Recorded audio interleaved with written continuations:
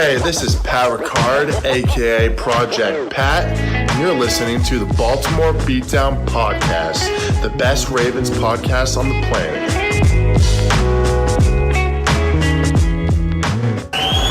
It's pretty incredible. In fact, it's la-marvelous.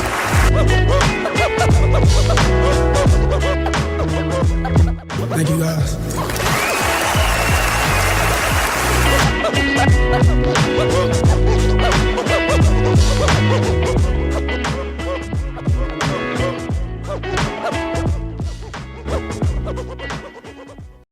All right, welcome on back to another edition of the Baltimore Beatdown Podcast. It is Friday, January 29th, flying through January. My name is Jake Luke. I'm joined by Spencer Nathaniel Schultz. Where are you right now? Down Mobile, Alabama. Having a good old time at the Senior Bowl this week. In a little Airbnb, getting through the week, studying film at night, trying to get some good clips out and get some good contextual knowledge going on. I like to, a lot of people are pretty quick to the draw with draft prospect stuff, but we have till April. So I like to kind of take my time, take a step back. The Senior Bowl going, get down here for the first time. Was supposed to go last year, but couldn't. And just have it help paint a picture for what these prospects can do in addition to their film from what they did in college. And it's nice to see these guys in a vacuum, kind of removed from their college scheme and some of the limitations and doing some different things that you might not see on film. So then you can kind of reverse engineer what the scheme was, what the limitations were, what these guys could have been doing. And so it gives good context. It really stinks that there's no junior showcase or not a whole showcase, but it's an advantage for the guys who get their degree, I guess. So it's been a fun week. I was able to see a lot, but at the same time, I like trying to go back through all the film and see everything through a fine-tooth comb. So I'm not all the way through day 3 of that yet. I actually just really got into the day 3 stuff film-wise, but it's been a fun week. I was glad to be able to come down and have some fun. So it's been a great time. Yeah, always one of my favorite weeks of the year. Definitely jealous that you got to get down there. Maybe sometime next year or in the coming years, I can get myself a credential and we can make it a thing. But it's always great just like kind of having it on in the background. NFL Network runs the practices, and that's kind of the big cliche you hear about it is like, don't even worry about the game. It's all about the practices. But that's actually pretty true, I think. And you've been shooting out a lot of great clips. A lot of people have who have been down there. Everyone getting the credentials and everything. It's obviously weird with COVID and the uncertain times and all of that, but it does seem like there is a good presence, a good media contingent down there, and getting to hear from some of the prospects has been pretty fun. So it's been a nice, another sort of cornerstone of normalcy that is nice to see as we, hopefully are emerging from this pandemic, but we still have some ways to go. Right. And with the combine being pretty much not the combine this year, it was good to be able to see weigh-ins and things and have some sort of normalcy. This time last year, there was so much uncertainty exactly at this time last year. So with that said, hopefully able to see what some guys can do. I hate what they've done to the combine, and a lot of people say the combine doesn't matter, but I think there's a lot of thresholds that you can get out of the combine, and you can definitely see explosiveness with verts and broad jumps and some of that stuff, and just being able to see everything provides a little bit of context. So putting it all together is fun. So I hate when people dismiss the combine entirely, but of course, just running a fast 40 doesn't make you a good football player. So everything taken with context as usual, but it's been a great week, and I'm excited to really get into draft season. This is like the very opening for me. Watched a lot of college football this year for Sports Info Solutions, but I mean, I've done some scouting reports as well, and I didn't really get a ton of big name guys, but I got some interesting ones like Alex Palazewski. I wrote a scouting report on a tackle from Illinois who was a 3rd team all conference and all academic and 4-year starter, and saw some fun guys through there. The SIS scouting handbook will be out, I believe, March 2nd, which gives a pretty comprehensive write-up and has some good information there. So I definitely recommend that. And yeah, I'm excited for draft season to get started. It's a fun time. And from here can really dive back into the film moving forward and start to get a good idea of who can do what and where I would draft them. And that's what I like to do. So it's going to be a fun time. Yeah, definitely. I've been kind of just jumping in over the last couple of weeks, and it's been pretty fun. I kind of always start with the fun positions, the wide receivers. I've moved into tight end a little bit. And obviously I'm a little bit less of a trained eye, and I'm just doing going into YouTube and like typing the name, like versus whatever school, watch a couple games and kind of take what I can from that. So the Senior Bowl is always a good way to gain some additional knowledge. But we're going to do plenty of talk on that when we jump into the mailbag. We got a lot of great questions returning back to the mailbag for the first time in a little bit. But before that, couple of news pieces. This one came down unexpectedly a couple days back, and that is that the Ravens are going to be parting ways with longtime long snapper Morgan Cox, one of the three members of the iconic Wolfpack, the first to sort of go here. Probably wouldn't have been the guess. Sam Cook's getting a little bit up there in age, but he has outlasted Cox, who is going to be moving on from the team, and it sounds like they're going to be going with young long snapper Nick Moore, who they kept protected on the practice squad all year. So your reaction to this? Saves a little bit of money, shows that they're trying to get every penny together that they can. And I like that Nick Moore was able to spend a year with that Wolfpack. They protected him all year long, and I'm sure he'll be able to fill in quite well. The Ravens have had a good system going with their specialists, and probably, the most prestigious specialist franchise across the board. So I'm sure they'll be good to go. But of course, a lot of memories with Morgan Cox as the long snapper, and all of Justin Tucker's field goals, and all good memories. And unfortunately, the last game of Morgan Cox's career, Tucker wasn't able to. It was a muffed punt, a little bit, or not a muffed punt, a shanked punt. Couldn't think of the word. And then 2 missed kicks from Tucker. So not a great final game. Not that Morgan Cox did anything wrong, but for the other two didn't have a great game. So kind of sour in that sense. But then you look back and think of the Super Bowl and all the big games he's snapped in, and how incredibly consistent he's been, and never had an issue with snaps for so many years at this point. So definitely bid him well and wish the best for him. And it's the end of an era of the Wolfpack, which is sad to see, but saving a little bit of money and see what the Ravens can do with it. Hopefully something of good use.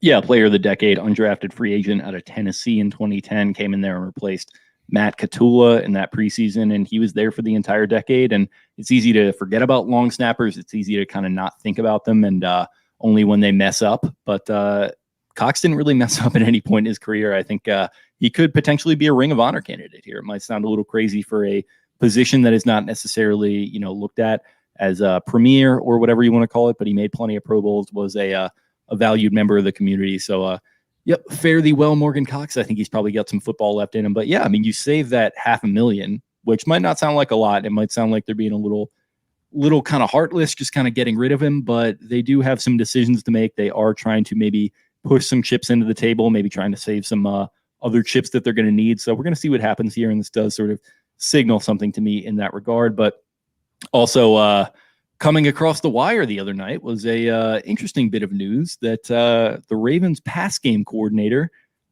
David Culley, will be hired by the Houston Texans, who this morning, news leaked out that star quarterback Deshaun Watson had already requested a trade a couple weeks ago. So this Culley hire did not factor in.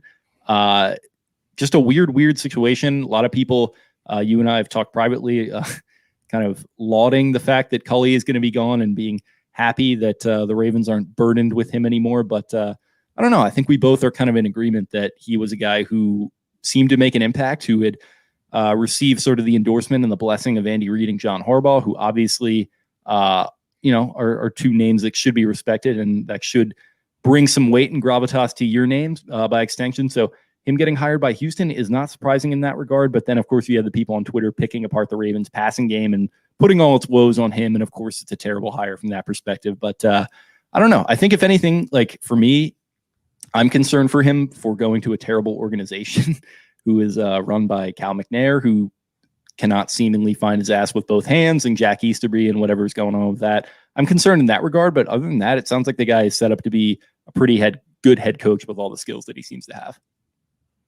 Yeah, I hate the people who have so much negative things to say about David Culley. It's been quite a frustrating thing. I wish him well. He is a longtime coach with he was the first black quarterback at Vanderbilt back in 1970, I believe, and I think the fourth in the SEC, something like that. And then has had an outstanding resume as an NFL coach and a college coach, dating all the way back into the 80s. And it's been a good run for him. I mean, he was Andy Reid's he was a wide receivers coach for the Steelers at one point in the 90s, had Hines Ward for his rookie season, then moves on to joins with Andy Reid. And there's a great story about how Andy Reid basically wouldn't let David Culley get to Green Bay to interview. He was supposed to go to Green Bay first and then go to meet with Reed about the position in Philly. And Reed just badgered him and wouldn't leave him alone. And was like, hey, your son's up at Pittsburgh. Like, Philadelphia's a lot closer than Pittsburgh. And, tried to give him all these different reasons and basically just prevented David Culley from joining Mike Holmgren in Green Bay. And then stays with him for 17 years. He coaches T.O. They didn't really have a great receiving core. They had Freddie Jackson, James Thrash. They ended up going to a bunch of NFC championships with a pretty lackluster core. And they go sign Terrell Owens. Terrell Owens had some glowing remarks about David Culley. And then, down the line, they end up drafting Deshaun Jackson, who has 1,000 yards in each of his first 3 years. Everybody knows what D-Jax was doing when he was young. And they drafted Jeremy Maclin. And then David Culley ends up following Andy Reid over to Kansas City. And then everybody loves to criticize that 2014 season when the Chiefs had no touchdowns throughout the regular season with their wide receivers. But no one really likes to go look at what they did next year. Jeremy Maclin, they signed him. He follows Andy Reid and David Culley. He had more glowing things to say about David Culley for making him into the man that he is today. When Jeremy Maclin retired, also a former Raven, didn't have a great stint in Baltimore, but people kind of look at his resume, David Culley, and they're like, oh, wide receivers coach. And, he only had 4 1,000-yard receivers, like as if, what position coaches are there? Like who has had 4 cornerbacks that have 6 interceptions each in a 15-year period? Like, I just love that people start throwing these stats out like there's context. Like, what running backs coach has had 4 different 1,000-yard running backs? Like, people can't name that stuff off the top of their head. So I don't understand that part of it. But people love to leave out that he was Andy Reid's assistant head coach for 3 years, was with him for 17 years, and he comes to Baltimore after a stint in Buffalo and becomes, John Harbaugh's assistant head coach. Like, who the fuck is more qualified to be a head coach than someone who has 4 years of experience as an assistant head coach to Andy Reid and John Harbaugh? But it's like, oh, horrible hire. Who is this guy? Like, blah, blah, blah, blah, blah. And I get it. Everybody wants Eric Bieniemy. The Chiefs are really good and yada, yada, yada. But, I don't know. I just hate the idea of everyone shitting on this man on a day where he, becomes the oldest head coach hired, reaches the culmination of his career, getting a head coaching opportunity, has all these negative things to say about him. And, look at the Ravens receivers. Look at this. Look at that. It's like Mark Andrews and Marquise Brown have the 3rd most touchdowns. And people kind of forget that, Travis Kelce, by the way, do you think that he just works out with the tight ends coach? Like, do you think that practice goes on and the tight ends never join the receivers? Like, David Culley has nothing to do with that, nothing to do with Mark Andrews. His best receiver is Marquise Brown, who has 2 screws in his foot last year, ends up tied for the lead in the NFL in slot receiving touchdowns and all this stuff. But none of that even matters. Like, stats don't matter. You and I, no one who's not in these buildings knows, is David Culley doing a good job or is he not? And the way that we can know is that Andy Reid, a Hall of Fame, amazing coach, kept him around for 17 years. John Harbaugh saw him fit to have quite a voice in this organization. So it's like, do you know that if the Ravens didn't have David Culley, they had someone else, that the receivers would be playing better or worse? Like, how does that work? How do you know? How do I know? I don't know. I don't have the answer to that question. I couldn't tell you. And point out the flaws in the Ravens passing game. Sure, I get it, whatever, blah, blah, blah, blah, blah. But someone who's that well respected, has that many people vouching for him, has been around for so long, so consistent, so many positive things to say about him, all around the NFL, different players, different coaches, and has the resume that he has. And then for people to just rip him down, because the team that throws the ball the least in the NFL is the least productive receivers, shockingly, it's just been pretty annoying, and I don't enjoy that part of it. But I wish David Culley well. I'm happy for him. From everything that I've heard and the practices that I've been to, he runs a tight ship. He has allowed great hold of practice and has been running I've seen him run some great red zone drills and different things with receivers. So he's been around the NFL for a long time, and I think he could do a lot worse. And everybody, basically, they didn't hire Eric Bieniemy. Well, guess what? No fucking team hired Eric Bieniemy over 2 hiring cycles. So is everyone I get it. The Texans are the low hanging fruit. They had Bill O'Brien and McNair and all that stuff. But it's like, does that mean that David Culley is unqualified just because the Texans hired him over Eric Bieniemy? And a lot of that comes from the minority aspect of it, which I totally get and I think is valid. But David Culley, a minority hire for one thing. So I don't think you need to make it into that angle, though I think it may be valid in other avenues. But yeah, it's just, I think there's obviously that angle of it. There's the Deshaun Watson angle of it, where people are reading this as like, oh, they're just defying Deshaun Watson and going with this guy. It's like, no, I mean, like, they didn't hire, like, Bieniemy was Watson's first choice. It comes out that Watson has had his 1 foot out the door for a couple of weeks at this point, and that's kind of whatever. So you might as well just kind of go forward and do what you need to do. And there's plenty of outrage kind of spewing about Josh McCown getting into the mix. And it's like, guys, like, I don't trust the Texans or their people that are making their decisions at the top there very much. But it sounds like by a lot of people that I do trust, Andy Reid and John Harbaugh. And obviously we saw him at practices a couple years back at this point in training camps. I don't know. It seems like he's a guy who can command a room and lead a room. And I think back a little bit to Brian Flores and him getting hired in Miami a year after not having a great statistical unit with the Patriots defense there. And there was some outcry in that regard too. And I think that's worked out pretty well because Brian Flores is a badass and he can command a room.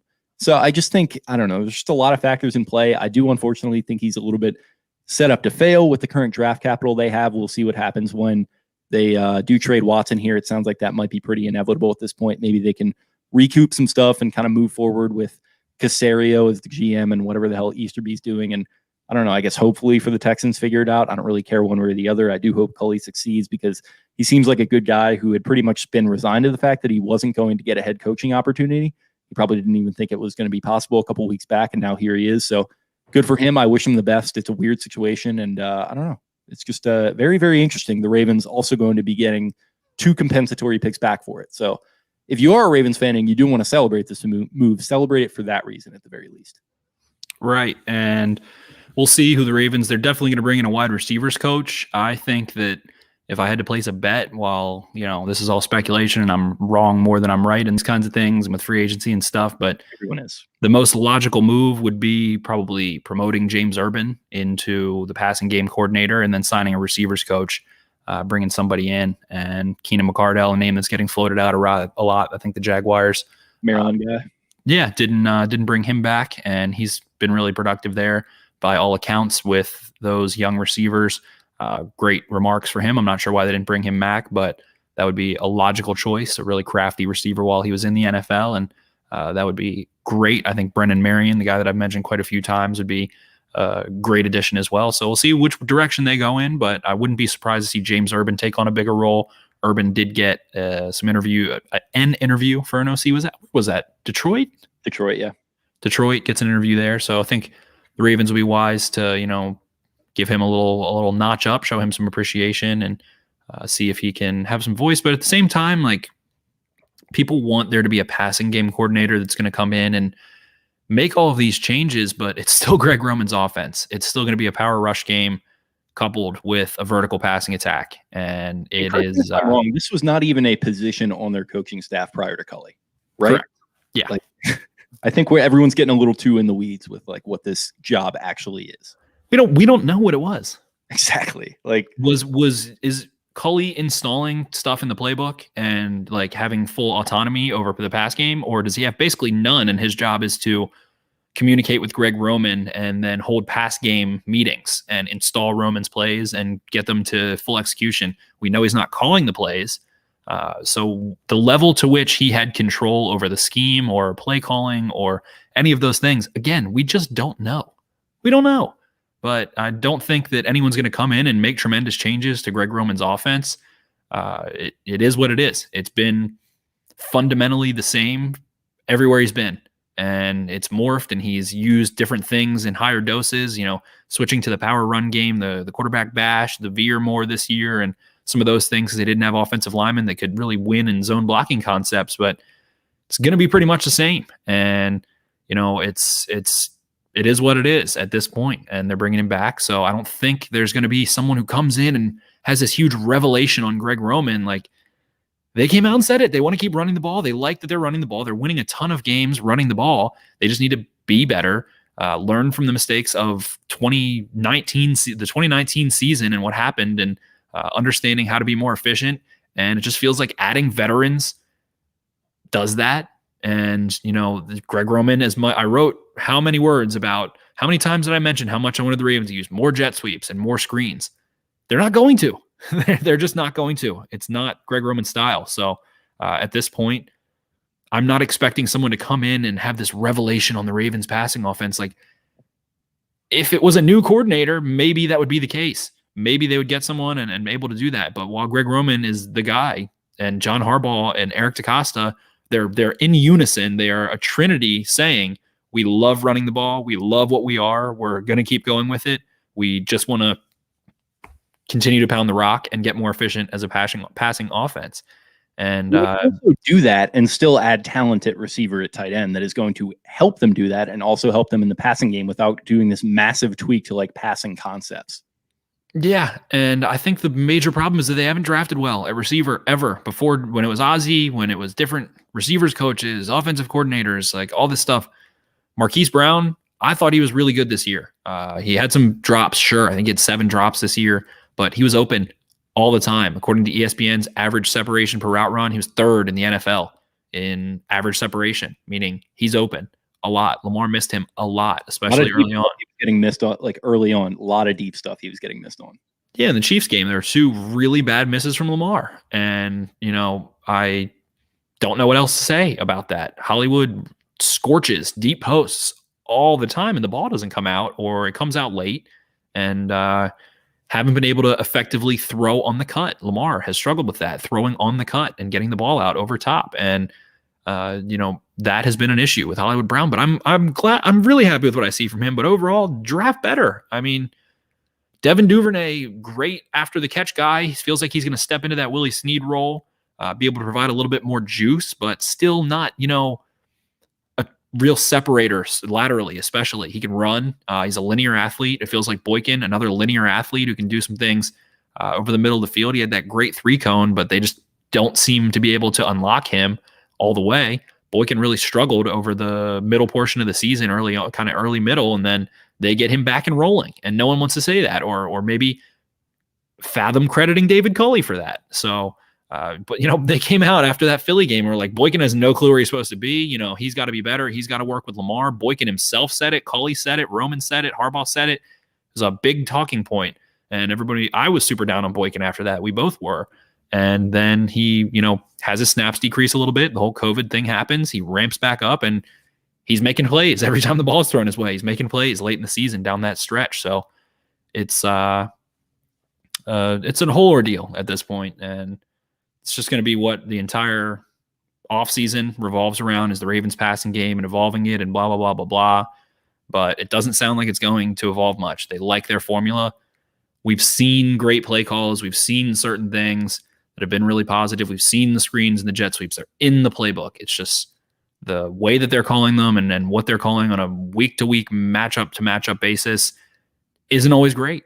But overall, I think that there's too much put into it, and we just don't know at the end of the day who's responsible for what and where the shortcomings exactly are. But I think it's easy to look and see that the Ravens haven't invested a lot of money in any veterans in this offense.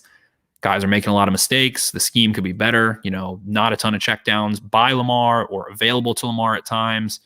All of their shortcomings all around. And, hopefully some time and some money heals a lot of those things. But I just am not expecting the Ravens to go sign someone that's going to come in and have this great authority over Greg Roman all of a sudden and change his scheme and all these things. They're pretty set in their ways. Their offense relies on guys winning one-on-one and a lot of vertical stuff. And it just felt like Hollywood was the only one that was really consistently winning and defiably winning and wasn't getting hit in rhythm. So timing, all of that. And we'll see where it goes. But I just, again, don't think there's going to be some major change if someone comes in. Mailbag time? Mailbag time. Starting off with Twitter, our boy Zeege Batman checking in. It's been a while. How y'all doing? How you doing? Doing well, pretty tired. Been crushing film at night. Out here taking notes during the day. Not sleeping a ton, but we'll get there eventually. That's what this off season is for. Getting some sleep. Once I'm able to go back home, I'm gonna sleep real good. Yeah, that's kind of where I'm at. I'm actually doing really well because we have been able to take a slight hiatus from doing the pod. We obviously did the offsite pod, which was massive, and I think that did take some planning and some prep and some energy. But then after that, had my chat with Pete Gilbert, which you should check out if you missed that. That dropped on Monday. I recorded that well ahead of time, so we've had plenty of time to rest and kind of recoup as we head into the off season here. Still have the Super Bowl to go, obviously, but yeah, feeling refreshed, feeling pretty good. Thank you for asking. Jordan, which Wire character is most like John Harbaugh? This is a fun one. I'm going with stock. I'm going McNulty. I think they're just frisky. I think they look alike just a little tiny bit. I can see Harbaugh getting a little razzle dazzled up as a cop in Baltimore. I liken those two. I think that's my answer. I think that's a good one. I think you mentioned on Twitter that younger McNulty younger Harbaugh would kind of line up with McNulty pretty well. Kind of, little swashbuckling, rambling, gambling, kind of the master of the risky high wire act type play. I like that comparison. But a friend of the show, Ryan Shell, I believe, made the comparison to Shift Lieutenant Cedric Daniels, which I think would be my pick. Just kind of no nonsense, sort of on the surface. He's kind of a careerist a little bit, but then once you get him into the major crimes unit and he's mixing it up with the guys, he's got a little bit of a softer side to him. And then I think it's interesting because I could also make the comparison to Lester Freeman, who I think plays off of Daniels a little bit as a guy who maybe used to be a careerist and then he sort of gave it up and just started painting his little kind of miniature furniture situations there. So I think there's a couple good comparisons, but I would say Daniels or McNulty would be my two picks. Ramey, friend of the show. He's having a little fun with us here because he famously had a fun interaction with Jeff Zaribek asking him about his favorite gas station snack. What's your favorite gas station snack? I like sweet Thai chili Doritos combos. Pizza flavor combos are good for me. Those are really my go-tos. Candy, big candy, chocolate. I'll get Milky Way. I'll get Snickers. I'll get Twix. I'll get Reese's Cups. Seeds, sunflower seeds too. If I'm feeling a little fancy, I might spring for the beef jerky. That's a lot of money, and that's like a cent investment too, though. You got to be careful about where you're eating that because you can stink your car up with the beef jerky a little bit there sometimes. I'm big into the Body Armor scene. I've pivoted away from Gatorade pretty much the last couple of years into Body Armor. That's good. So that'll be my drink pick. I'll do the David sunflower seeds here and there. They're fucking terrible for you, but I do enjoy the sunflower seeds. And I'm a Snickers guy too. I got into I'm not hitting the gym anymore. Obviously, I'm doing more home workout stuff, but beginning of last year, I was hitting the gym a lot and getting a Body Armor and a Snickers like every time before. And I would just crush a Snickers and like have a Body Armor there as I put up like 15 pounds of weight like at a time. Hell yeah. Evan, what are the fellas' off-season plans / goals? What's your off-season plan / goals? I am trying to get involved in getting to working for a team, a college team, NFL team, something of the sort, getting in some quality control, maybe some recruiting, boots on the ground, trying to have that as the ultimate goal. I've reached a point where I want to start trying to help somebody win some football games, get into the coaching a little bit. If those don't go that exact way, but maybe some high school coaching and some things like that, and continuing to expand and keep going with the media horizons and doing some different things. And I just want to help somebody win some football games. That's my goal. We got to get Ronaldo back on here. He was actually messaging me a couple weeks back, I think, about coming on and talking some high school football. So that'll be fun. For me, it's kind of keep going with work. I made plenty of personal goals, a lot of fitness stuff and finance stuff in there that I'm actually doing pretty well on. First goal of the year, about to hit for dry January. Didn't know I was going to be able to do it, but here we are. We're about a week out from me having completed that first one. So going to be taking that one off the list. As far as content, I think we're in for a very, very big off season. A lot of really fun stuff in the works, a lot of which I really can't talk about either because it's not confirmed or not finished by me yet. So plenty of stuff that I'm working on that's going to be really fun as far as the pod. So you guys should get excited in that regard. Unfortunately, can't totally expound on all of it quite yet, but it will come clear soon. And I think you're going to like it. Jesse has at Ravens for Dummies asked Creed Humphrey if he likes crab cakes yet, and what Creed song does he want us to play when he runs out of the tunnel? I didn't do any media availability, but can you take me higher? The all-time classic.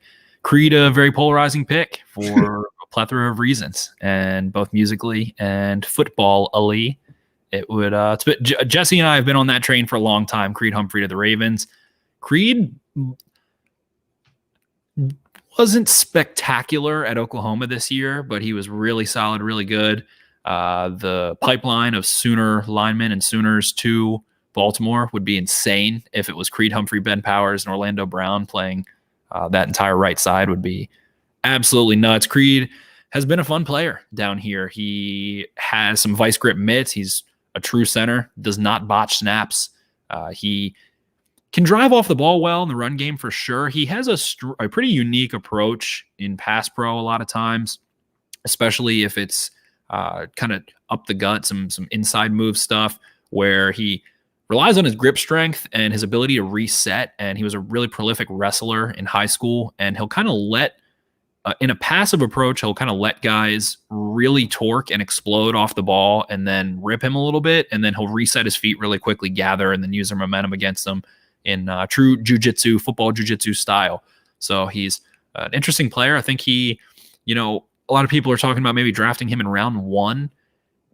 If that's the pick and you're there and he's there and the phone rings and you can trade back to like 34 or 35 or something and pick up, a third rounder or something of the sort, I think that would be the move in that case. But if the Ravens ended up taking him, I'm just a little hesitant in terms of expecting a rookie offensive lineman, especially center, where it's a super duper cerebral position and requires a lot of communication. Creed would do those things. I think he'll be like a 10-year center in the league. I'm probably going to give him like a late first, early second round grade, probably second round grade. And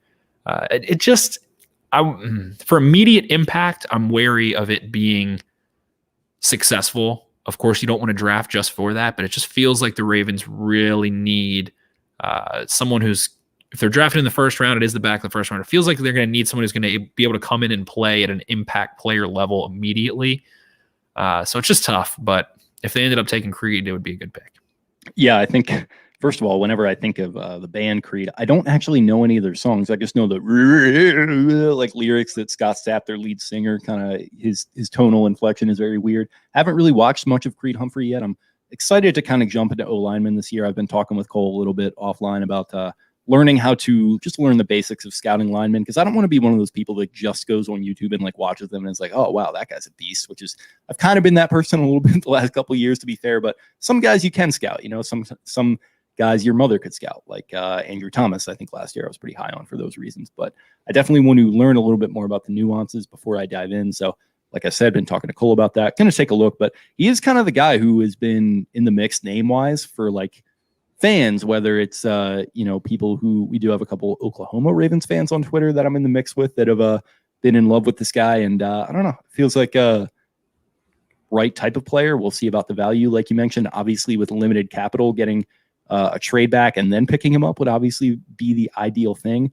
But we're going to see what happens. I think with a lot of these, and we did get a lot of these draft questions, like you mentioned, like taking your time, like we have to take our time. The team is going to take their time. They don't even know what they're going to do yet, which we're going to get into, obviously, with EDC jumping into the content game a little bit down there at the Seenya Bowl. So we'll talk about that. But and that does sort of cascade into the next question from Jordan McLaughlin. First round targets.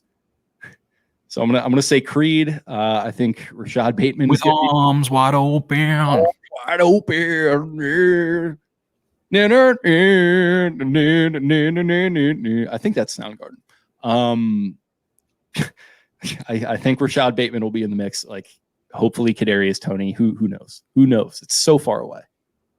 Yeah, it's a little bit early for me. Like I said, I like to take my time. We've got until late April, so I like to be peaking and really putting pedal to the metal late March. We'll get there, but yeah, Bateman would fill that kind of X role for sure. And Humphrey in the mix. A lot of people like the idea of Azeez Ojulari, and he's a little bit undersized, a little bit stocky, but mightily polished as a pass rusher, able to do some great things at the point of contact. That was the guy Daniel Jeremiah's first mock, I think, had going to Baltimore.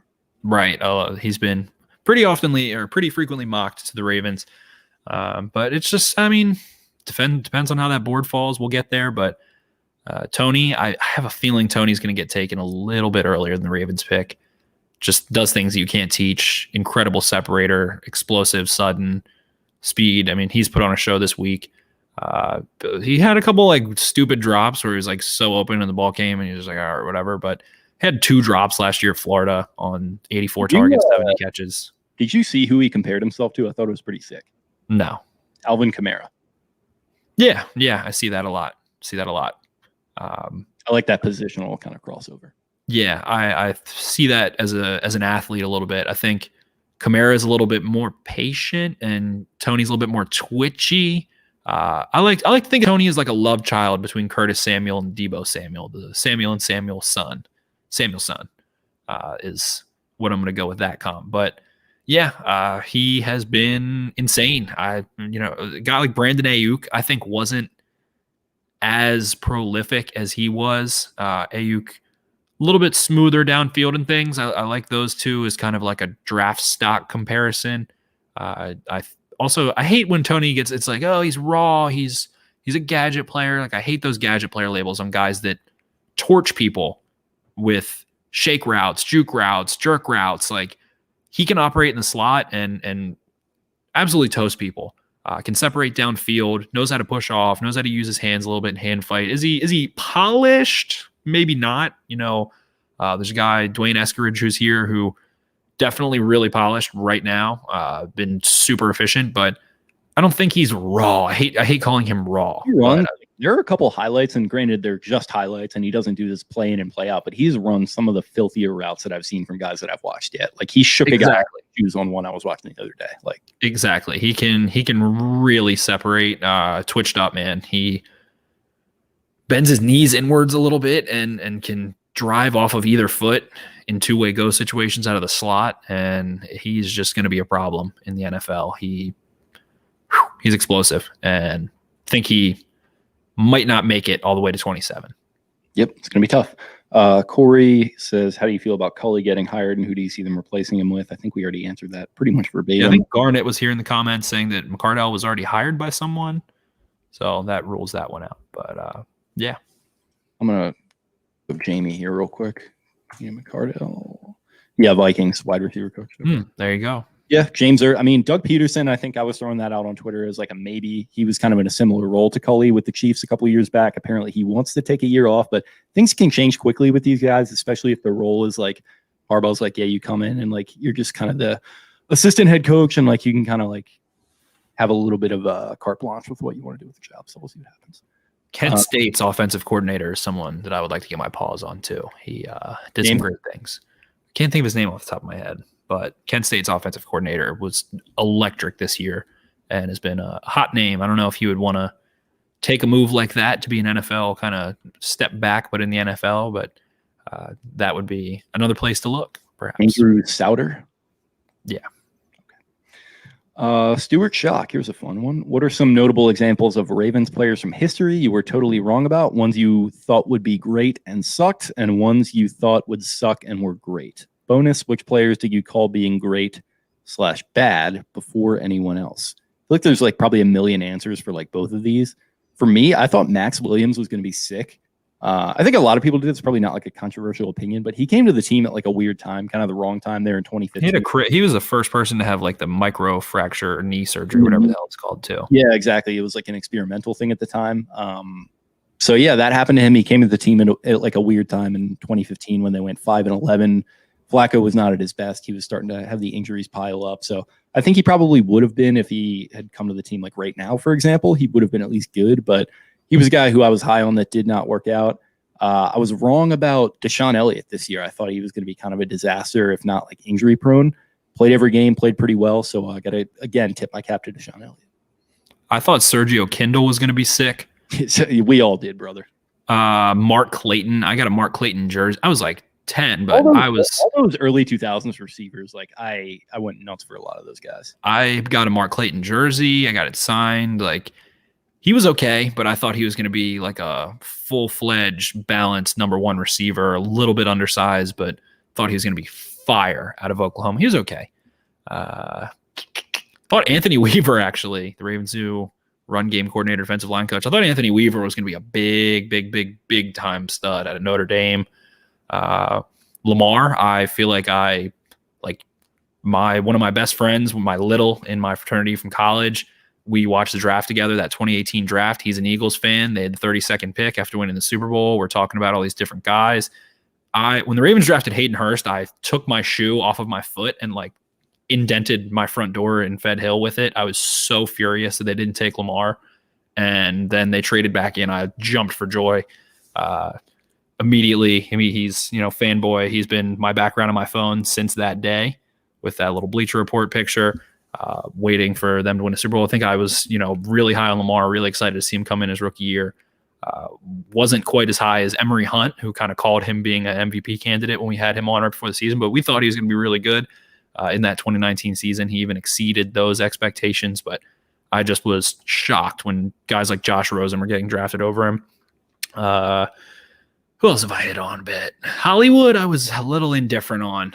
That turned me off a little bit. I thought, Lamar, especially after his rookie season, didn't have the best deep ball accuracy. He was struggling there a bit. The Ravens had John Brown, and John Brown, a great vertical receiver.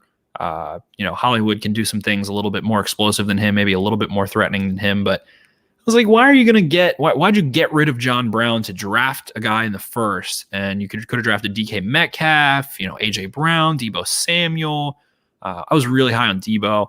So I would say I was a little bit wrong on Hollywood. I didn't even really look at Hollywood that much until they drafted him. I just thought they were going to go get a big receiver if they would get one. And they still, they end up getting Boykin too, but that hasn't quite worked out the way they wanted it to.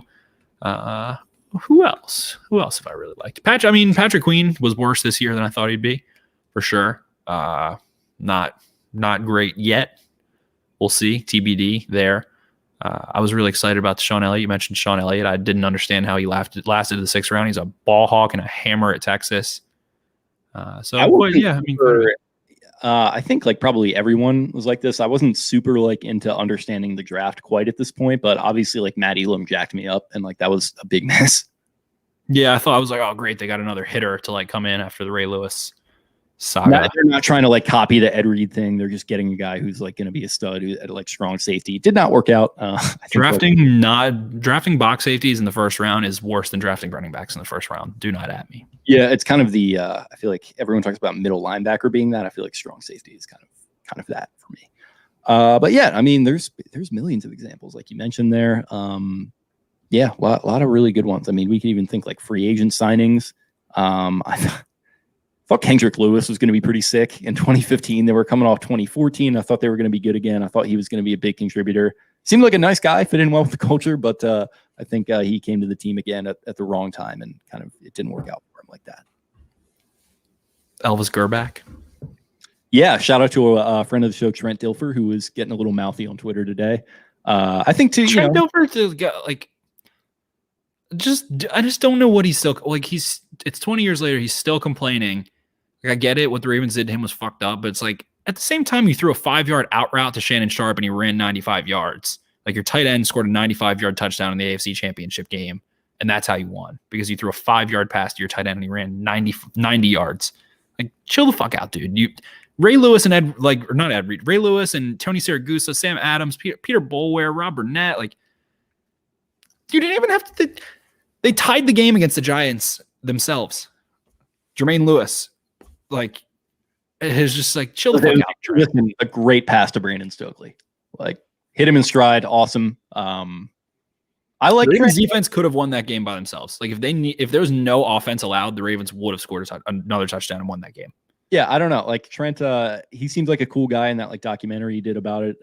He's always seemed like it, but he like here and there just some kind of barbs and stuff that he's thrown, and he hates the Ravens. He hates the Ravens. He straight up called out Elvis Gerback in that article by Hensley today. 20th anniversary of the Super Bowl 35 victory, obviously today. So a lot of that going on. As soon as Trent picked the 49ers in Super Bowl 47, I was like, all right, dude, come on, get over it. He will take that to his grave. He hates the Ravens for cutting him. It was kind of messed up. Like, he had opened up. I think his son. His son passed away. Yeah, or stillborn. I think. I thought he had a son who had a disability. I might be wrong, but yeah, he like opened up about his son to the city and all this stuff. But at the same time, I was like, if you want to talk about the level of play, take it easy, Trent. You weren't exactly lighting the world on fire, my guy. Like, it's like he should have been brought back, but like that's a hindsight is 2020 thing. And like I was talking a little bit on Twitter today, like it's twice now the Ravens have kind of galaxy brained themselves after like winning the Super Bowl, but that's kind of just what happens. Like, you have to make certain cuts and certain decisions that are going to be difficult. Everybody gets poached. All your players get poached. All your coaches get poached. Yeah, and like it wasn't, like Gerback, obviously, like he didn't work out, but he had thrown for 4,000 yards in Kansas City, which not everyone was doing that 20 years ago. He was like the pinnacle of passing production in the NFL at the time. It was a huge signing. Yeah, so it is what it is. Gerback sounds like kind of a dick in his own right. So whatever, calm down, Trent. That is my listen. Trent's big thing is learning happens at the edge of uncomfortable. You got some learning to do there, bud. He was the things he said about Tua this offseason, just this past You cannot lose games in the NFL and still win. Just chill the fuck out, Trent. That's my Trent. John Griffiths. Here's a fun one. What do you guys make of DaCosta's video he posted the other night where he talked about who he is watching at the Senior Bowl? Was that legit? Is he playing chess and has no real intention of taking a first-round wide receiver? I get that it's exciting. I get that he's hopping into content and it's cool. And he's talking about what's going on. Hey, this is Eric DaCosta here. I wanted to talk to you guys about, Sage Surratt and a couple receivers we're seeing down here. Big body wide receiver that's, able to make some plays down the field. Dwayne Eskridge, sleeper, go down to the bar and get yourself a couple fat stacks and, able to do some different things. So Eric DaCosta down here, call your parents, call your mother. You leaned into the camera like I thought you were gonna like break some news or something. I was like, holy shit! But that was good. The Ravens have signed Earl Thomas. Yeah, I was like, what is he gonna like break something to me? Earl here? Thomas is back. Hey, what's going on, everyone? Eric DaCosta here. There's 3 things I love in the world: Dunkin' Donuts, the Senior Bowl, and the Departed. Do you want to be a cop or do you want to appear to be a cop? Taking a look at Kadarius Toney. It's You like to go back and play like you're from Southie on the weekends. Down at Finnegan's there with my guy McSimmons. We went over to Sully's, got into a bar fight. We need to stop making fun of him. Yeah, well, I got a number. So how do you like those apples? Oh, Miles Kenefick, the microprocessors. John. So here's the thing. He's jumping into the content game. It's very exciting. It's cool. Like, it's fun. He's doing a cool new agey thing. He is watching these guys. That is what he's there to do. He is watching them. He's evaluating them. He's doing what he does. But he does not know what he's going to do in the first round yet. And it's totally innocent for him to throw this stuff out there. I know we're not used to it, but we should get used to it because they go on the lounge and they say a bunch of names. They've done it before. It's just like every offseason. Yeah, they're like, we like this guy, and this guy. Like, this guy can do this guy can do this guy can do this. But it's just like, it's not giving away some massive. It's just funny. It's like, I hear we need a receiver. And then I'm totally expecting to be like, my wife's been on Twitter telling me we need a receiver. Got some weirdos talking to her about getting an order about fixing the offensive line. Going to see what happens there, but it doesn't matter. Just taking a look at some receivers here with my Dunkin' Donuts. What a guy, man. Coca-Cola. 3 things I love: Dunkin' Donuts. It's a Raven sponsor, another Raven sponsor, and the Senior Bowl. Brought to you by Bud Light and a shared model of prosperity. In the Commonwealth. Oh man. Yeah, so it's not nothing, but it's definitely not like we don't have to make this big deal out of it. Like he's gonna drafting a receiver. It's all smoke and mirrors. It's the liar's lunch. Like he's just engaging with fans. He's just like, they're trying to engage with fans, and he's being the opposite of Ozzie Newsome. He wants to be out there and engage in the community and make his face known and be a welcoming guy. And like Ozzie never would have done that, but I don't think there's any good or any bad about Ozzie not doing that or Eric doing it. Like, it's just, he's like new age. He's 20 years younger than Ozzie, like it makes sense that he would be a little bit in the mix on like Twitter and social media. Well, it's like COVID and no one can, like, the Senior Bowl is all like closed off down here. Like, which is where his video going into the draft, where he was talking about all the different monitors and such that I made a TikTok. The Ravens also have a great social media team and great content team. So they're like, hey, this would be a fun, engaging thing for Eric to, give a check-in from the Senior Bowl on, what he sees down there. He's like, Sage Surratt, big body wide receiver out of Wake Forest. Big body wide receiver. Head body wide receiver. Oh man, we need to get him on the podcast at some point. Yeah. Yeah. Okay. All right. We've said our piece. Ben Walks, who are quote unquote your guys heading into the early part of the draft process. I think we're both definitely in on Toney. We've talked about that. I like Tylan Wallace still. I know you've had some concerns with his release and get off and stuff like that. I think that was always going to be an issue, and he's not going to be kind of mossing guys in the NFL the same way he was in the Big 12. Still like his potential, kind of catches the ball away from his body a little bit. I haven't watched the offensive line, like I said, but Humphrey does seem like a guy who I'm excited to check out, but I'm sure you have plenty of opinions. My one guy that I picked up from SIS this year, I covered Baylor. They have a couple guys. They have one that I was pretty surprised didn't get invited here. Our receiver RJ Sneed. Maybe he wasn't a senior, but that's probably why. But was he a senior? I can't remember. He might have been a redshirt junior. But William Bradley King out of Baylor, number 99. He has a full pass rushing belt. He is sturdy against the run. He has good size, good length, big hands. He can go around you. He can go through you. He can come inside. Anything you want, he can give it to you. He can long arm. He can club and rip. He can do everything. I've never seen him spin, I don't think. That's the only thing I've never seen him do. But he has a really good, defensive line kung fu repertoire, great hands, good leverage. He was a little too high the first day, but the second and third days here, he's been awesome. Guys started to kind of see him coming a little bit more, I think, and starting to bring their best on some reps. He had him and Dan Moore, who's my guy, the left tackle from Texas A&M, had some freaking bloodbath reps down here.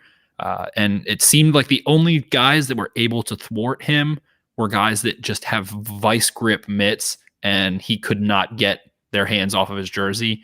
And if that's the case, that's what good offensive linemen do. So I think that we've seen King down here making a ton of commotion. Mike Renner, for instance, from PFF, do really love his draft guide. Definitely highly recommend. Really comprehensive.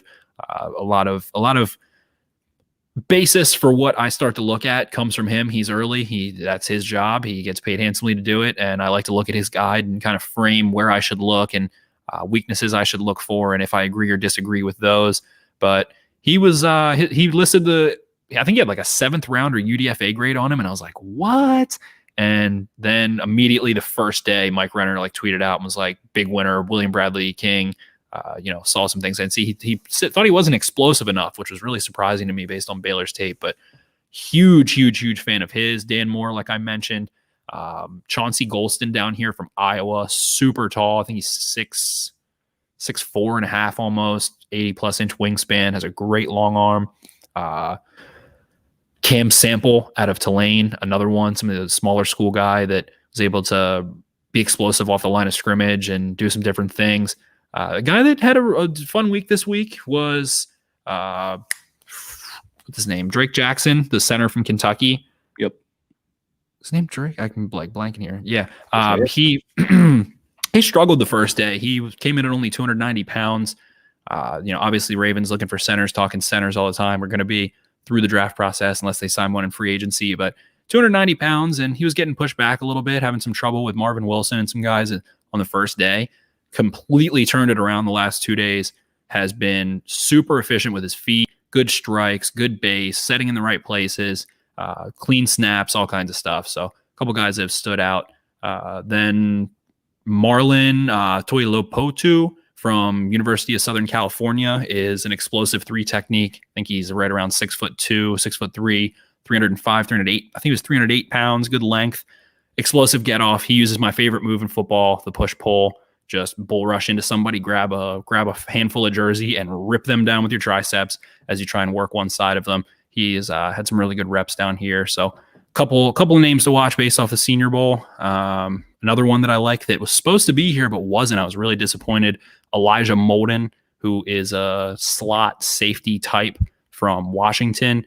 He fits that, Buda Baker, Tyrann Mathieu, kind of smaller hunter defensive back mentality. Had some big interceptions and things like that. So there's a couple of names. I've got a bunch, but a couple ones that I like so far early in the process. Dude, Dogecoin absolutely bucking its head right now. Let's go. What is my next Twitter? Daniel B. Best wide receiver / receiving weapon target for the Ravens in the draft and FA. I think we've already kind of touched on the draft a little bit. FA got the spot track pulled up. I'm looking a little Marvin Jones at 8 million AAV, 31 years old, probably going to be his last contract, but I kind of like that value a little bit. Mentioned some other guys like Sammy Watkins. There's some injury concern there. But I don't know. There's a couple guys like Keelan Cole is like 3.2 AAV. He's 28. He's had some good years in Jacksonville. There's plenty of names out there.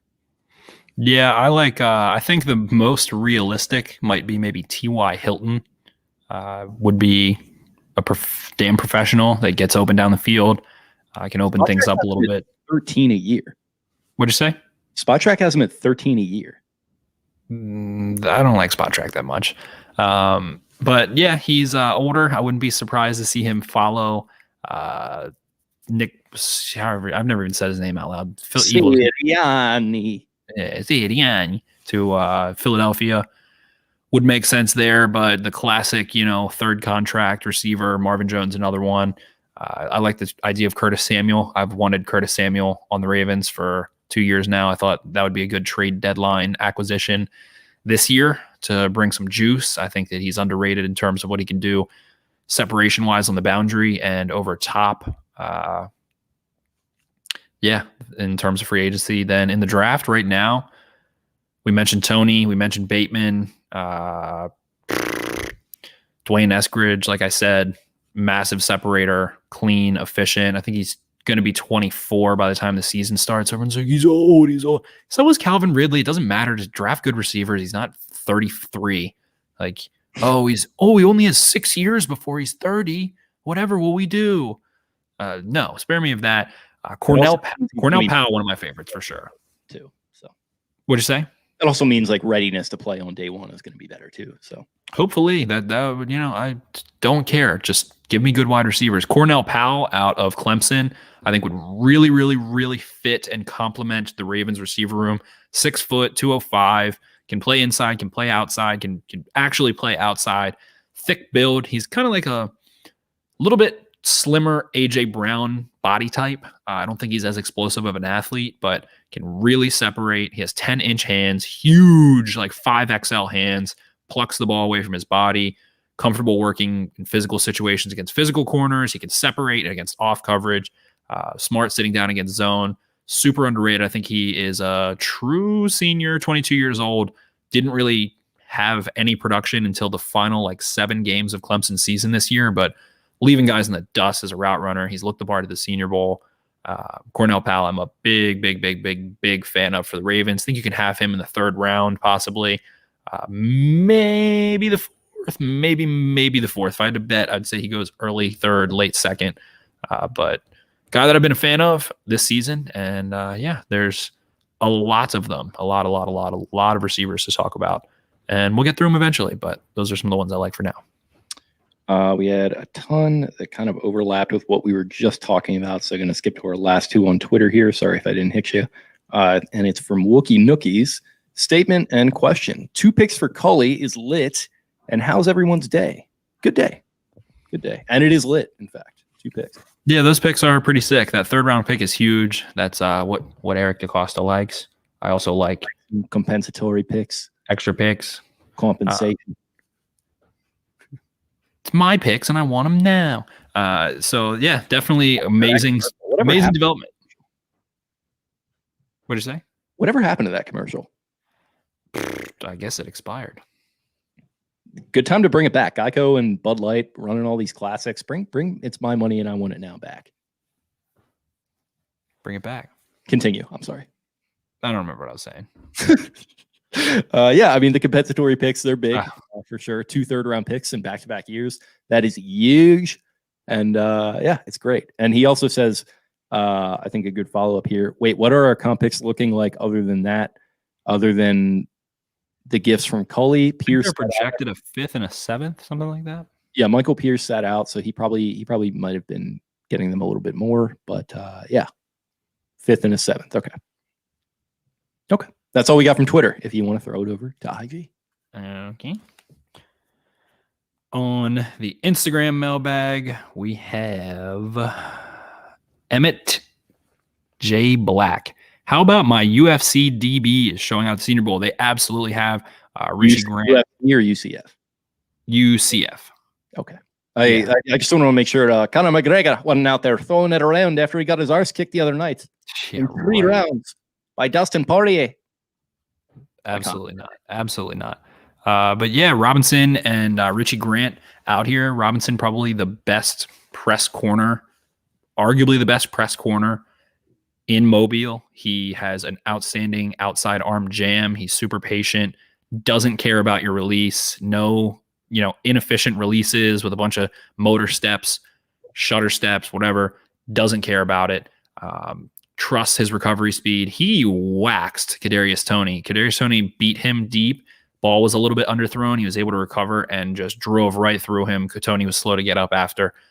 Mega physical. Richie Grant's had a couple hiccups, especially there's some red zone drills. Him and can't recall the corner's name. Were struggling a little bit passing off routes. Mac Jones able to strike and throw a touchdown to Racey McMath as a result of basically Grant not running with him and just leaving him uncovered. But huge day 3, massive day 3, a guy that people wanted on the Ravens last year, went back to school, definitely a top 100 player, has great instincts, and I'm getting a better picture of his range. I guess he would be a better single high option than Elliott or Clark in terms of just range, but I think he's kind of best in a slot type role a little bit.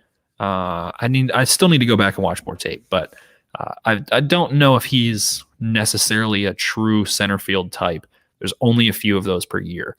Sometimes there's not any. So definitely both of them have showed out though, on ball production, efficient feet, able to recover, do some awesome things. So those two have absolutely balled out, and Grant would make a lot of sense in Baltimore. I think that could definitely be a sneaky pick. I have to step away for a second if you want to keep it rolling. Sure. Coop Dog, Carolina. Biggest riser after the Senior Bowl. Biggest, probably Quinn Miners. Has to be. That's been the hot name, and I'll go with that as well. He has been a man-child down here, throwing guys around. Played a lot of center. He was actually a guard at Wisconsin Whitewater, D3 school, but came in similar to Kappa from the Buccaneers at the Senior Bowl. Has just been a bouncer, throwing guys out the club. Really smooth transitions in his pass sets, able to come downhill and bury a couple guys. So destroying SEC competition, all kinds of stuff. Lost a couple reps here, but nothing really egregious, not looking unnatural in his pass sets, anything of the sort. Think he's a top 100 player. Would be shocked to see him not picked in the first 3 rounds. Center, I like him better at guard probably. He has pretty decent size, about 6'3", 320. But great feet, great wide, balanced base, able to move super fluidly, and finish. Buries guys, plays through the whistle. So I think he has been a definite riser. Moving on, B Rose, 931. Can a plug-and-play center be found in the second round? Yeah, I think, decent shot. Creed Humphrey makes it to the second round. If I had to bet today, I would say that he's a second round pick before he's a first round pick.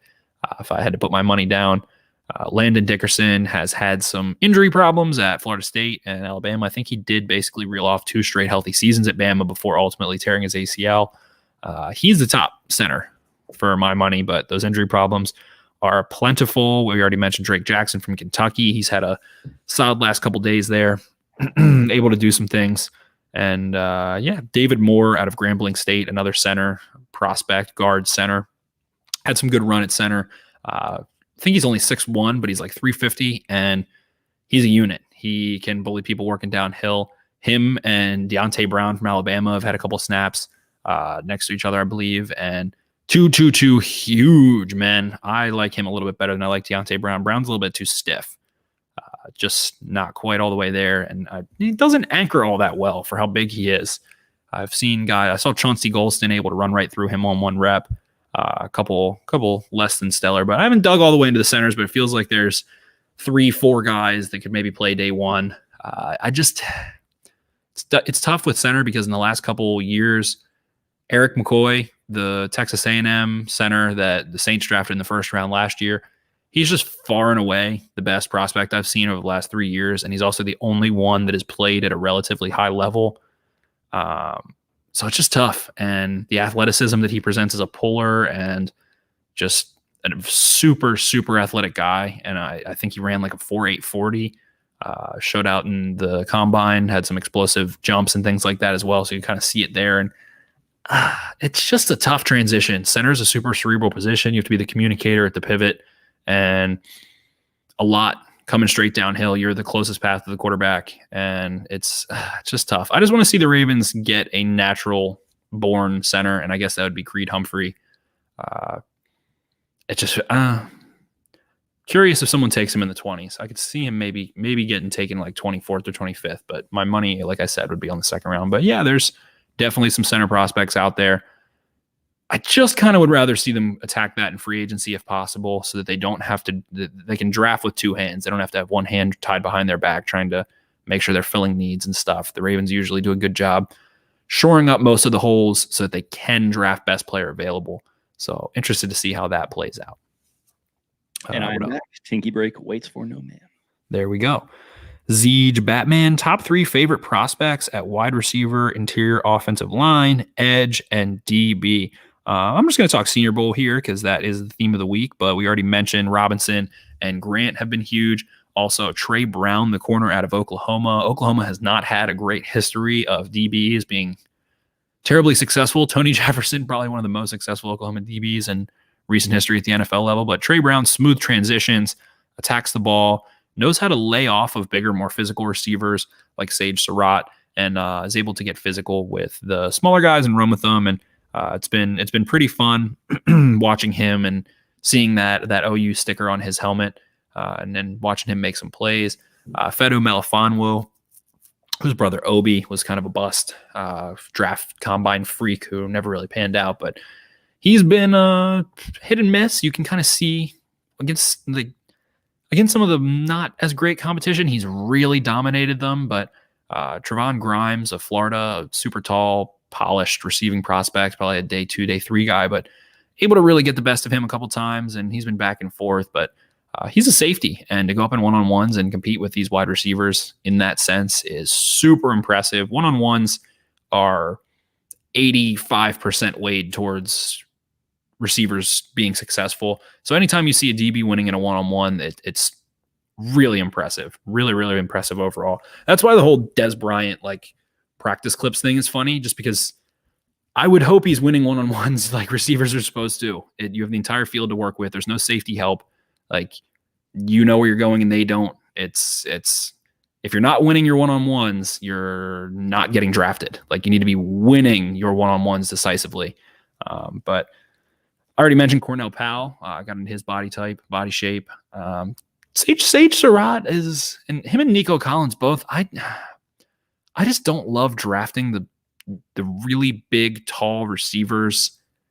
There's just not a good hit rate on them, I feel like. Collins has struggled day 1, day 2, and day 3. He's really put it together. You can kind of see him getting some runway and working downfield. He's a great jump ball guy. So is Sage Surratt. Surratt, kind of like a poor man's Mike Evans. He knows how to be physical and is pretty fluid considering his size. He doesn't have that prodigious size and length that Mike Evans does. Evans has a offensive tackle's wingspan, but pushes off. And I would way rather see my big, strong receiver pushing off than not, and not being physical enough and not using the natural body type that you're given. But Amari Rogers has been awesome. I mentioned Dwayne Eskridge, so both the Clemson receivers, Amari Rogers and Cornell Powell.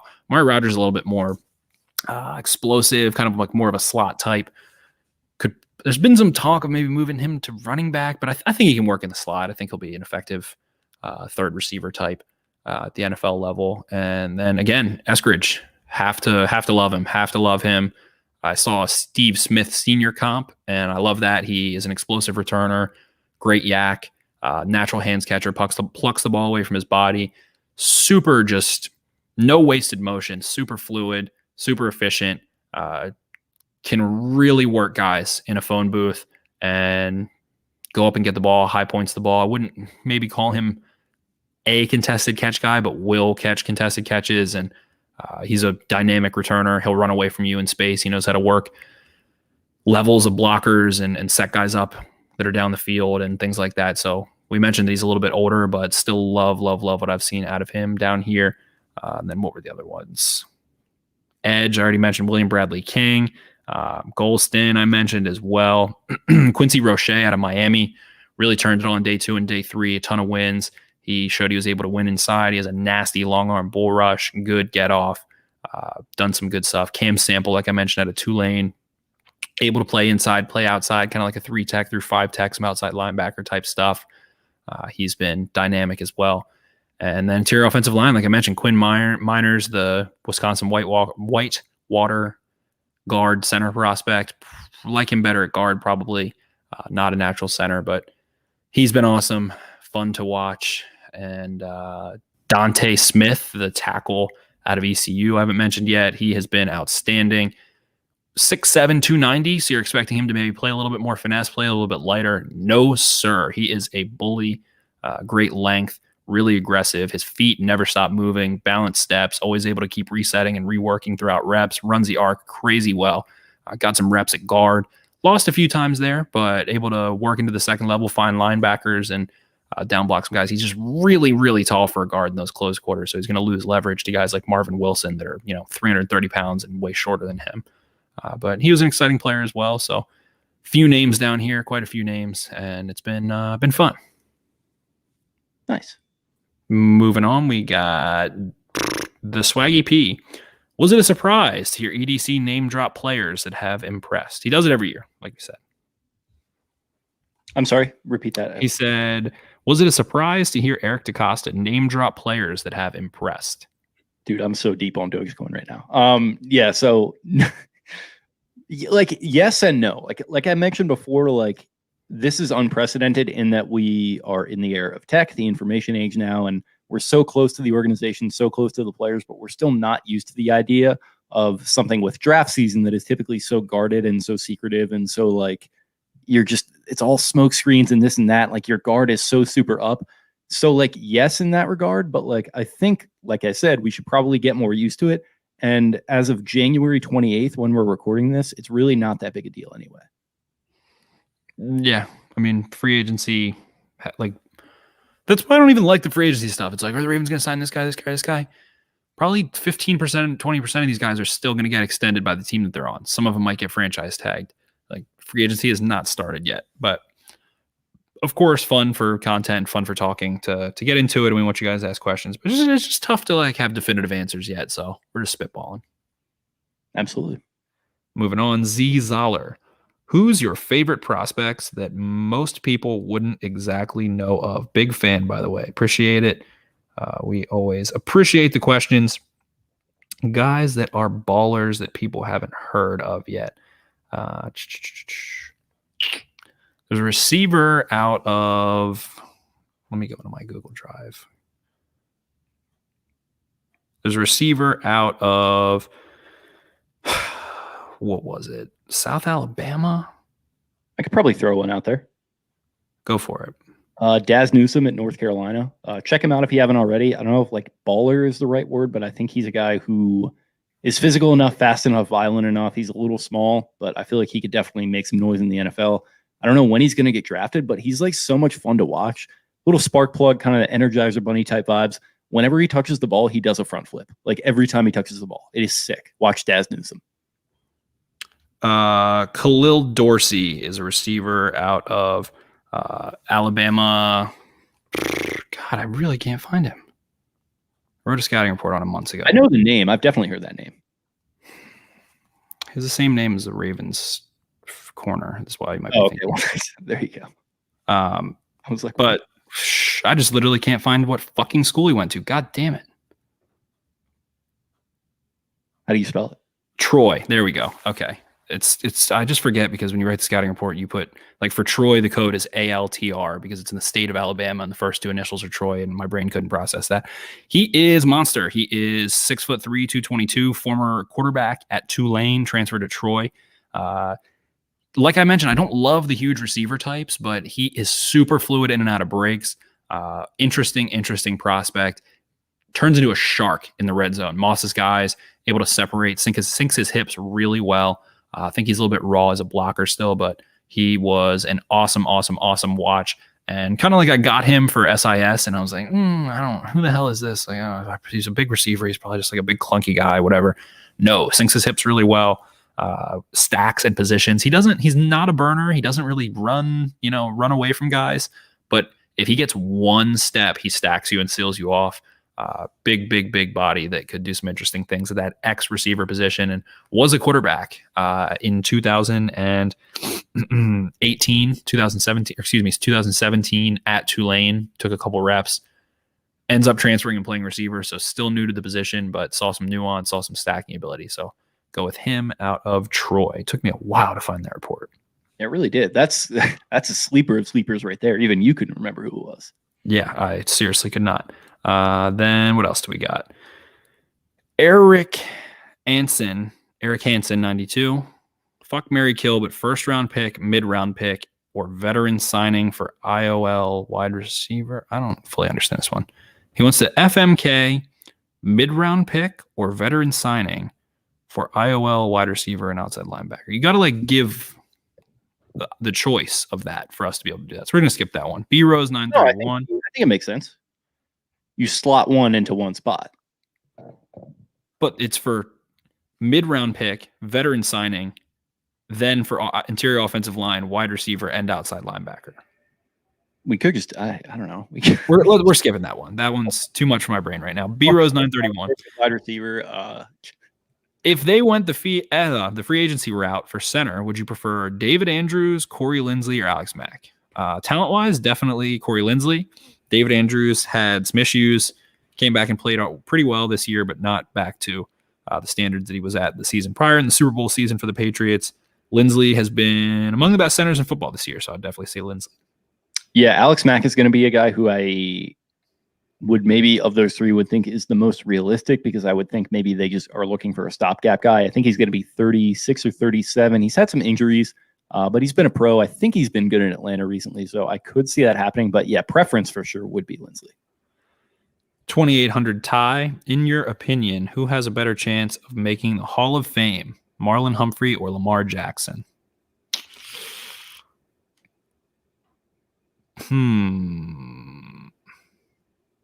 That's a tough one. That is a tough one. Lamar, because he has a unanimous MVP. I think. You stack that up. If he has 10 years pretty much on par with what he's done, let's say he gets one ring, I think he gets in. Yeah. DB's tough. I feel like DBs don't get in that much. DB is tough. And Marlon doesn't have the interceptions. He's not a interception corner. Yeah, for as good as he's been, he's still kind of not a superstar. I think he's started to get there this year a little bit with his fruit punches. Just bouncing in and out of nickel has been weird too. Yeah, and when I say superstar, I mean he is as a player, but people not knowing who he is what I'm kind of referencing there. He doesn't get interceptions, so you don't get a ton of shine. B Rose 931 again. How would you guys feel about trading for Zach Ertz? That was something I wrote about and I floated the idea of. I just now at this point with the draft here and the season over, do not want to give any 2021 picks for Zach Ertz. If they're able to get him for cheap and whatever, rework his contract without giving up picks from this year, maybe, but he just looked like Jason Witten, the downhill trajectory movement wise, not able to separate like he used to. I would be, indifferent to it. I just don't want him to trade away any picks right now. He cried in his press conference. He's definitely gone. So who's going to be trading all these massive picks for him anyway? I feel like he's probably going to get released. Probably cut would make sense. Signing him could make sense. Yeah. Kogi Berra. Who do y'all think would be a better fit for the Ravens? Wyatt Davis or Deontay Brown? Deontay Brown is not versatile enough, a little bit too clunky. Good run blocker. He gets in the way in pass pro. He can be beat. I wouldn't take him before at least the third round, I don't think. Just plodding and heavy and he's too heavy. He's too heavy. 360 is too heavy. Too much if you're not, at least 6'5", 6'6". Not a huge fan. Wyatt Davis I like a lot. Was not as dynamic as he was in 2019, but think he's a top 50 guy for sure. And that's been someone that I've wanted the Ravens to get for a long time. He's a real mauler, works downhill, aggressive finisher, angry finisher. And I like Wyatt Davis a lot. If that was a first round pick, I would also, him and Creed Humphrey, wouldn't hate either of those if that was the pick. I will defer to you on that. Moving on, Kogi Berra, do you guys think the Texans did us a favor by allowing us to hire a new pass game coordinator? Again, I just don't think someone's going to come in and have enough real control of the offense to implement, prolific changes. But it's like, I feel like I'm talking myself into wanting Greg Roman gone a little bit because I just don't think the offense is going to move forward. Like, I don't think someone's going to come in and they're going to listen and have all these changes. They like their formula. They will win another 10 games and make the playoffs again. And I don't know. If your take is get rid of Greg Roman and like it's for that reason, I respect it and that's fine. But like it's either do that or like just have Greg Roman be the coordinator and let's not go too crazy with trying to throw too many cooks in the kitchen is my take on it. Like going too crazy and saying like we have to bring in this guy to like spruce up the pass game. It's like, well, like any guy that they're bringing in, I feel like they're not going to be making anything above like marginal changes to what Cully was already doing. So it's weird. There were creative plays that we saw in the passing game, and there were basic plays that we saw in the passing game. Like, they're in the playbook. I think the schemes are in the playbook. It's just the frequency of them, and some of the calls don't always make sense. Some of the stuff that people call basic, that shows up a couple times. Like, the one that really irritated me at one point was Lamar threw 2 pick sixes on the same fucking play.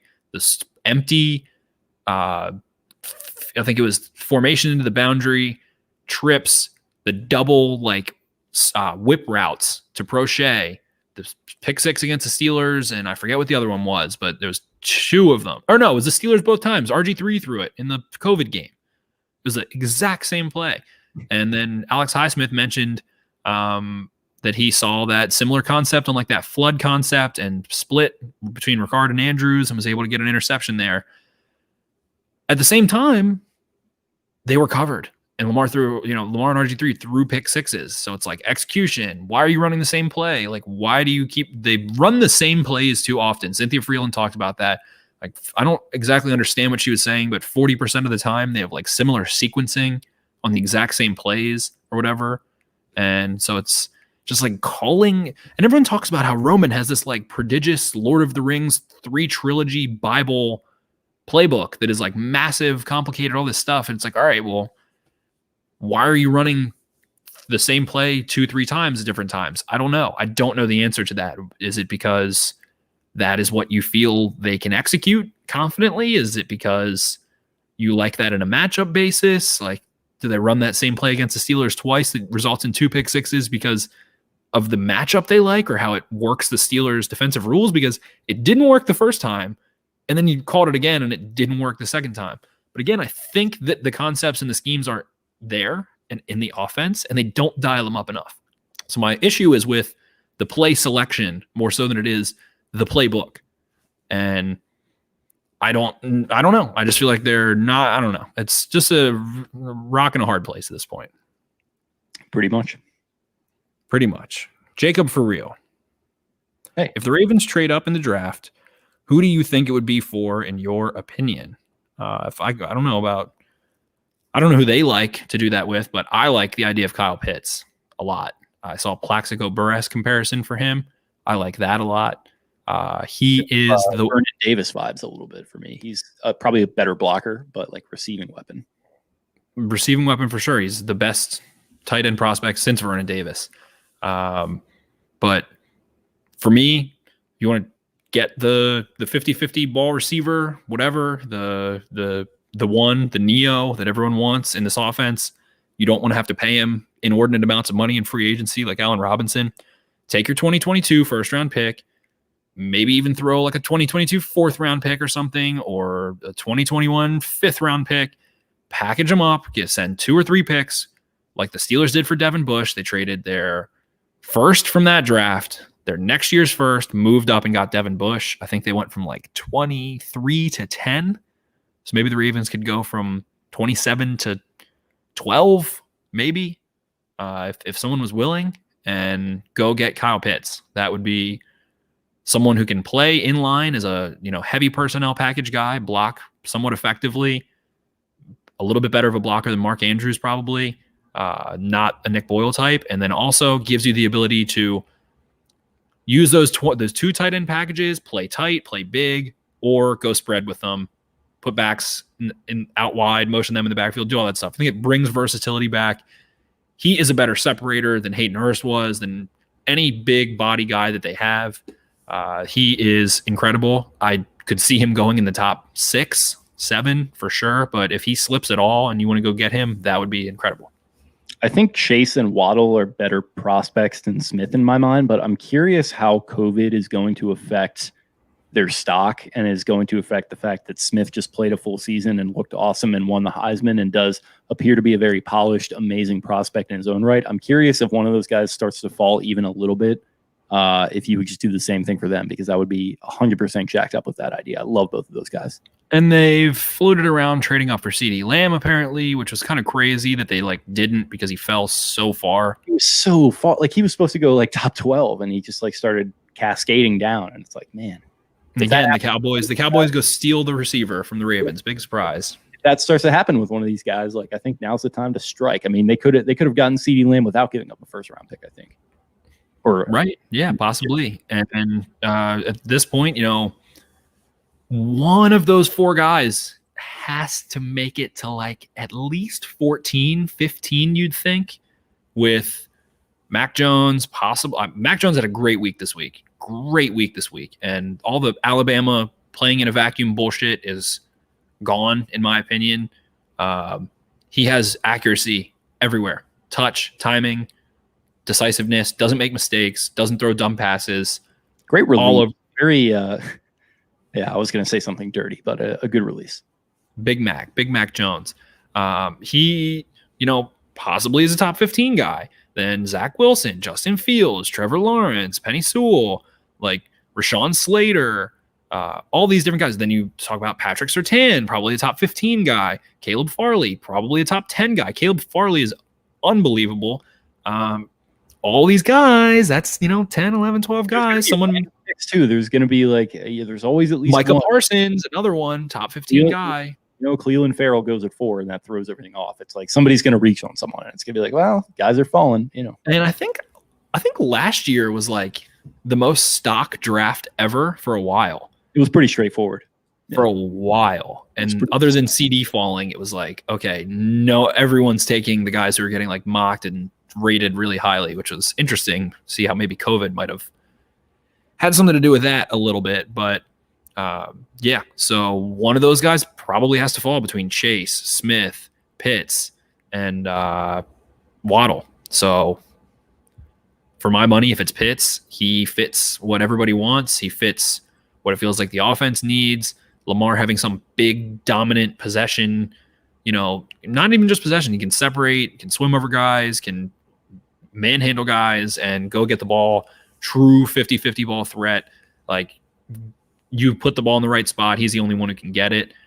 More than Mark Andrews for sure. So if I was able to trade up and do that, Kyle Pitts would be the ideal situation. However, the Ravens hate doing that. They haven't done it. They traded up for Lamar because they traded back twice for Hayden Hurst. I think they traded at least once. Jim, I think, what were they picking at 22nd that year? They traded back 26 and then 28 and then 30. At least traded back once. Maybe I'm mistaken, but at least once. And then they trade back into the very end of the first round, and for a third round pick and whatever with the Eagles and go get Lamar. But it was they don't ever leap up into the top of the first round and do that. But it just feels like if there was a year or two, it would be this year. Save you some money cap-wise. You'll get an explosive playmaker at the top of the first instead of kind of trying to find those second-tier players that are good, not great prospects. Of course, plenty of guys, Ed Reed, whatever, plenty of guys get drafted exactly where the Ravens are picking, but it is a tough situation. I just really like the idea of trading up for Kyle Pitts. Yeah, me too. Moving on. Thoughts on Orlando Brown Jr.'s future? I don't think he wants to go of course, speculation, but I just don't think he wants to be anywhere but Baltimore. He always says destiny about him ending up in Baltimore. Speculation. No leaving. I think I think he probably does want to stay as well. I would be curious to see who, and I'm not sure who he's represented by, but what they kind of see his value as. I think obviously they're going to try to get the right squeeze out of or juice out of the squeeze. But I don't know. Yeah, I think he'd be a guy who would kind of be willing to do what he needs to do to stick around here. Yeah, and Orlando Brown played great this year, but he filled in really well for Ronnie Stanley, but it's like, I think people are kind of starting to get a little bit insane because he was good in pass pro, but he wasn't like dominant as a run blocker. He's not like this elite player right now in the NFL. Was not playing at a higher level than Ronnie Stanley has.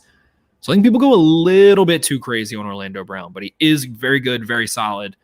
He had a rough start this year. Like, he was out of shape and felt like he was really plodding sometimes early in the year and had some struggles. And then Ronnie Stanley goes down and, he stepped on up. But it was like, for some reason, everyone freaked out thinking, oh my God, he can play left tackle. But it's like, yeah, he was a fucking All-American left tackle at Oklahoma. Why is it going to be some crazy ordeal that he was able to fill in for Ronnie Stanley at left tackle? He was an All-American left tackle at Oklahoma. He is out of position playing right tackle more so than the other way around. I like this about him. There's always a little bit of a spectacle with him, though. I like it, but he's a flashy dresser. He kind of reminds me of his dad a little bit in that regard. So we'll see what happens with the negotiations. But honestly, I think that stuff and the fact that the Ravens kind of let people be themselves helps him in that regard helps the Ravens with those negotiations. He had the Ravens his dad, who played for the Ravens, brought the Ravens mascot to his elementary school for career day or whatever when he was like 10 years old.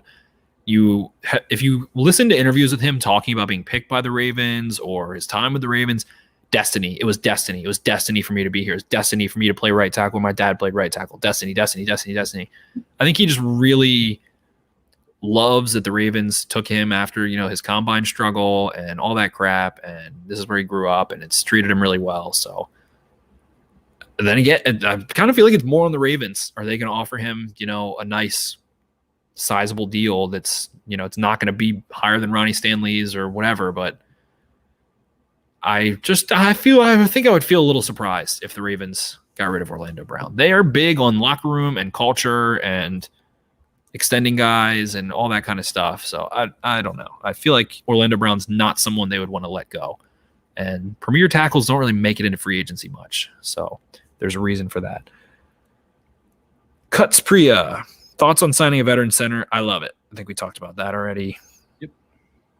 Kurtz Priya as well. Who would you want to see take Culley's place?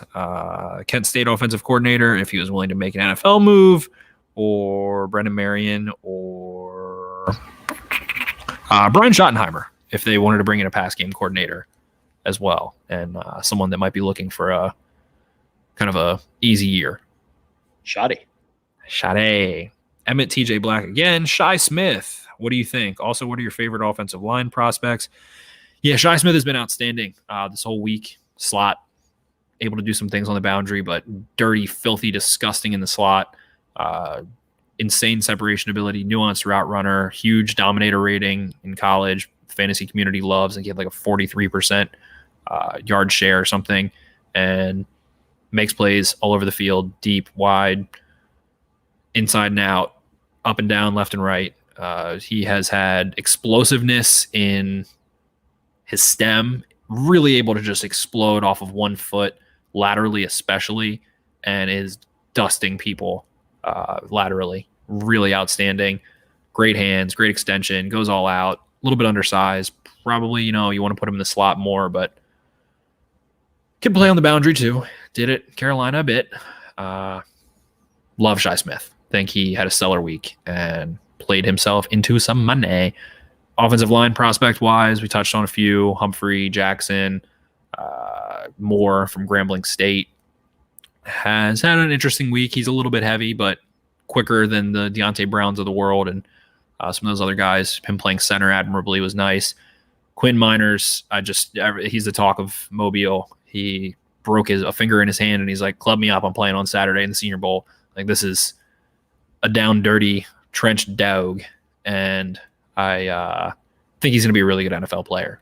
And it's always awesome when a D3 player is able to come in and get that kind of run. Dylan Reduns from North Dakota State, where Trey Lance is from as well. Tackle, Tackle, yeah. Guard, it looks a little bit more like a guard body type, a little big guard. I liked the reps that I saw from him in guard, especially in pass pro. I think he's a little bit stronger in pass pro than he is working downhill, but the Ravens would be able to clean that up if they made him a pick in like the second round, I think. And I think he would give some good versatility as well. So definitely an option. Sounds good. Thoughts on possibly trading for Julio Jones? Mr. Joseph asks. No, whatever. I don't know. I'm good. Abdi A3. Oh, wait, I already asked one. All right, that does it for the mailbag, I believe. Yes. So thank you guys so much for chiming in, giving us some good questions, and getting us going. We appreciate it as always. We definitely do. Thank you guys for tuning in. A little bit of a mailbag, return to the mailbag type episode here, and great to get some Senior Bowl content in. Thank you for your service down there in Mobile. Dr. Schultz doing a great job, killing it as always, and really good insight on this episode. Going to have plenty more. Maybe try to do a deep dive on that moving forward. And yeah, stay tuned, guys. Going to have, like I said, a little bit more Senior Bowl content, and also hopefully some really, really cool interviews that are going to be in the pipeline coming up here. So stay tuned for that. Appreciate everyone tuning in. I hope you guys have yourselves a great weekend as we roll into what would have been Pro Bowl week. I know everyone's really devastated that we're going to be missing out on that this year. Obviously, a huge blow to the NFL calendar and the NFL's shared model of prosperity. It's tough to lose out on the Pro Bowl, but we'll get through it. Appreciate it. And go ahead and follow us on social media. You can follow the show on Twitter at Podcast Beatdown. Follow me at Jake Luke. That is LOUQUE. Find Spencer at Ravens4Dummies. That is the number 4. Check out the main account at Be More Beatdown. Check out BaltimoreBeatdown.com for all our great written stuff. And check out Baltimore Beatdown on YouTube for full episodes of the show and hopefully more content coming there soon. Appreciate you guys tuning in. Have yourselves a great weekend, and we'll talk to you again very soon. See ya. And I'll have more clips coming out, not finished going through the film of day 3, but you can see all that on Ravens for Dummies. I'll be pumping out some Senior Bowl articles in the coming week on BaltimoreBeatdown.com. We love you guys, and we'll talk to you soon. Check it out. Arrivederci. See ya.